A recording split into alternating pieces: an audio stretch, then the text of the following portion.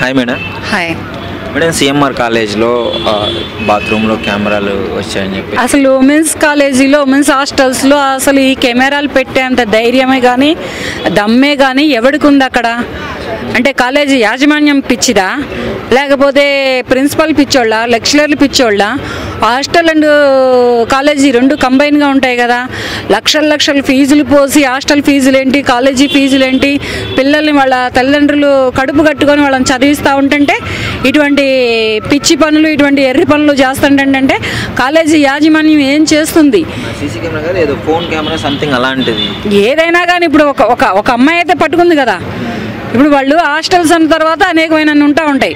నేను ప్రతి అమ్మాయిల గురించి నేను చెప్తానే ఉన్నాను. ఇప్పుడు అమ్మాయిలు జాగ్రత్తగా ఉండాలని చెప్పాను, కానీ ఇలా అమ్మాయిల పరువులని, ఇలా ప్రతిష్టల్ని బయటకు లాగమని అబ్బాయిలకి చెప్పలేదు. ఇలా అయినా చిన్న అపార్ట్మెంట్స్, 2-3 ఫ్లోర్లు ఉన్న ఇళ్ళు, ఇండివిజువల్ హౌస్లకే కెమెరా సీసీ ఫుటేజ్లు ఇంటి చుట్టూ పెట్టుకుంటున్నారు. అంత పెద్ద కాలేజీ, అంత పెద్ద హాస్టల్, అంతమంది అమ్మాయిలు ఉంటున్నటువంటి ఆ ఏరియాలో అసలు సీసీ ఫుటేజ్ ఎందుకు లేదు? అడుగడుగునా సీసీ ఫుటేజ్ ఉండాలి కదా. బ్యాక్ ఏంటి, ఫ్రంట్ ఏంటి, సైడ్ ఏంటి, పైన ఏంటి, కింద ఏంటి, ఎక్కడైనా కానీ ఫస్ట్ సీసీ ఫుటేజ్ అనేది ఒకటి ఉండాలి. అది ఎందుకని పెట్టలేదు యాజమాన్యం?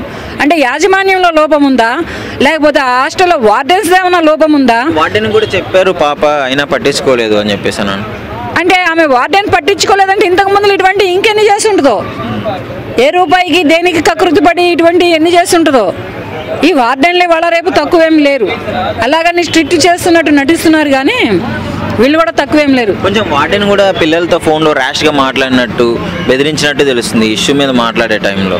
అసలు అవసరం ఏంటి? ఆమె జీతానికి వచ్చిందా, లేకపోతే ఆమె కాలేజీకి ఓనర్, లేకపోతే ఎండి చైర్మన్ అనుకుంటుందా? వార్డెన్ లెవెల్లోనే ఉండాలి, వార్డెన్ లాగానే ఉండాలి. చైర్మన్ లెవెల్లోనో లేకపోతే యాజమాన్య లెవెల్లోనో ఫీల్ అయిపోయి ర్యాష్గా ఎలా మాట్లాడిద్ది? వీళ్ళకి ఏమన్నా చదివే కానీ, హాస్టల్లో ఫుడ్డే కానీ బిచ్చం వేస్తుందా ఆమె?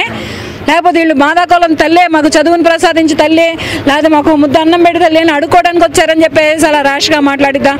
ఆవిడ రిక్వెస్ట్ పరంగా ఉండాలా. ఎవరైనా కానీ వార్డెన్ అంటే లేడీస్ హాస్టల్లో రిక్వెస్ట్ పరంగా, ప్రేమగా. ఇప్పుడు తన పిల్లల్ని అయితే అలాగే మాట్లాడిద్దా? తన కూతుళ్ళు ఉంటారు, అలాగే మాట్లాడిద్దా ఆమె?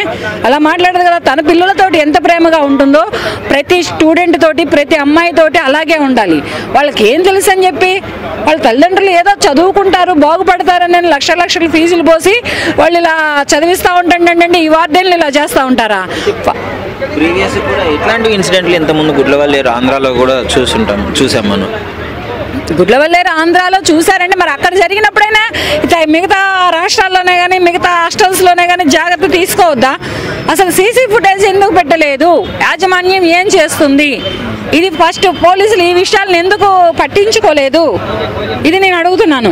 అవతల వాళ్ళ అమ్మాయిలు, వాళ్ళలో కొన్ని తెలిసిన వాళ్ళు ఉంటారు, తెలియని వాళ్ళు ఉంటారు. ఏదో సరదాగా అంటే బయటికి రాకుండా ఏదో సరదాగా ఎంజాయ్ చేద్దాం అనుకొని ఉంటారు. అమ్మాయిలే చేస్తున్నారు, కానీ బయట నుంచి అబ్బాయిలను తెచ్చుకొని కానీ, బయట నుంచి వేరే రకంగా కానీ చెడుగా అయితే చేయట్లేదు కదా. చేయనప్పుడు ఫస్ట్ ఈ యాజమాన్యం ఏం చేస్తుంది? ఈ యాజమాన్యం దాకా ఈ విషయాలు ఎందుకు వెళ్ళలేదు? ఎవరి ద్వారా ఇవి బయటకు వచ్చాయి? ఈ అమ్మాయి ఒకతే బయటకు వచ్చిందా, లేకపోతే ఈ అమ్మాయిని కూడా నోరు నొక్కేయడానికో లేకపోతే పేగ నొక్కేయడానికో ట్రై చేస్తే ఈ అమ్మాయి ఏమైనా రివర్స్ అయ్యి బయటకు వచ్చిందా? ఇది కూడా కొంచెం పోలీసులు ఎంక్వైరీ తీసి ఇక మీదటినైనా ఏ రాష్ట్రంలోనైనా, ఏ హాస్టల్లోనైనా, ఏ ఏరియాలోనైనా అడుగడుగున ఆడపిల్లలు ఉంటున్న హాస్టల్స్లో సీసీ కెమెరాలు పెట్టి జాగ్రత్తలు తీసుకుంటే వాళ్ళ భవిష్యత్తులు బాగుంటాయి, వాళ్ళ మాన ప్రాణాలు కూడా ఆగుతాయి. గత కొంతకాలంలో ఆయేషా హత్య జరిగింది విజయవాడలో. ఆయేషా అనే అమ్మాయి హాస్టల్లోకి వెళ్ళి, వాడు రూమ్లోకి వెళ్ళి, వాడు తర్వాత బాత్రూంలోకి వెళ్ళి ఎంత అరాచకం చేశాడు, ఎంత చేశాడో. కానీ చేసింది ఒకళ్ళు, దానికి బలైపోయింది ఒకళ్ళు. ఇలాగే బలిదానాలు జరుగుతూ ఉంటాయా? ఇలాగే ఆడపిల్లలు బలైపోతూ ఉంటుంటే వీళ్ళు చూస్తూ ఊరుకుంటారా? యాజమాన్యం ఊరుకుంటుందా? లేకపోతే హాస్టల్లో వార్డెన్ ఏం చేస్తారు? వార్డెన్ అసలు డిస్మిస్ చేసేయొద్దా? అంత సపోర్ట్ వాళ్ళకి ఎవరికో చేసి ఈ విషయాలు మాట్లాడమాక అంత ర్యాష్గా మాట్లాడిన వార్డెన్ని సస్పెండ్ ఎలా చేస్తారు? సస్పెండ్ చేయొద్దు, డిస్మిస్ చేసేయాలి. డిస్మిస్ చేసేసి ఆమెకి అంత ఫైన్ వేస్తే సరిపోతుంది. ఇలా ఎప్పుడు ఎక్కడ చేయొద్దు. ఏ కాలేజీ యాజమాన్యాలే కానీ, ఏ హాస్టల్ యాజమాన్యాలే కానీ ఇలా ఎప్పుడు ఎక్కడ కూడా చేయొద్దు. ఇలాంటివి జరగకుండా సీరియస్ యాక్షన్ తీసుకుంటే ఇంకోసారి చేసే వాళ్ళు భయపడుతుంది. ఎన్ని యాక్షన్లు తీసుకున్నా చేసేవాడు చేస్తానే ఉన్నాడు. కానీ అది యాజమాన్యం చేతుల్లో ఉంది. ఫస్ట్ ఏంటంటే అదే ఆమె కూతుళ్ళకి అలా జరిగితే ఊరుకుంటుందా వార్డెను? అదే యాజమాన్యం వాళ్ళ కూతుళ్ళకి జరిగితే వాళ్ళు ఊరుకుంటారా? అంటే లక్షల ఫీజులేమో వీళ్ళు పోయాలి, లక్షల ఫీజులేమో వీళ్ళు దున్నుకోవాలి. ఆడపిల్లలు పరువులు, ఆడపిల్లల భవిష్యత్తు ఇలా రోడ్లు పడాలా? ఇదేనా జరిగేది హాస్టల్స్లో? ఇవేనా చేసేది స్కూళ్ళల్లో? ఎందుకు ఈ తల్లిదండ్రులు ఇంత లక్షలు పోసి హాస్టల్లో చదివించుకుంటున్నారు?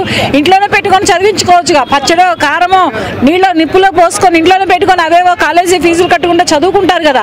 వాళ్ళ పిల్లలు వాళ్ళ దగ్గరే ఉంటారు, ఇటువంటి పెడదారి పట్టరు, ఇటువంటి అవకాశాలు ఉండవు కదా.